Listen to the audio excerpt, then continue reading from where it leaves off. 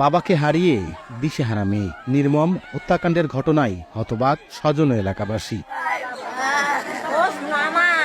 মঙ্গলবার রাতে ঝিনাইদহের মহেশপুর উপজেলার বাথানগাছি গ্রামের শাহজাহান আলী নিজ কক্ষে একা ঘুমোচ্ছিলেন। সকালে স্ত্রী নূরজাহান বেগম স্বামীকে ডাকতে গেলে গলাকাটা অবস্থায় পড়ে থাকতে দেখে চিৎকার শুরু করেন। পরে স্থানীয়রা পুলিশকে খবর দিলে নিহতের লাশ উদ্ধার করা হয়। এ ঘটনায় জড়িতদের দ্রুত গ্রেফতার করে আইনের আওতায় আনার দাবি স্বজনদের। লোকটার নাম আছে জিয়াদ, টাকা পয়সা চেয়েছে ভ্যান জুট করার জন্য।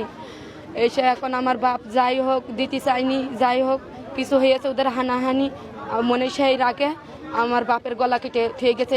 সরকার থেকে নাকি 50,000 টাকা দিয়েছে, ওরা মাঝে মাঝে আসে, ওরা মনে হয় দেখেছে, দেখার পরে কালকে আসছিল, এসে নাকি বাবার কাছে চেয়েছে ভ্যান কিনে দাও নাই টাকা দাও।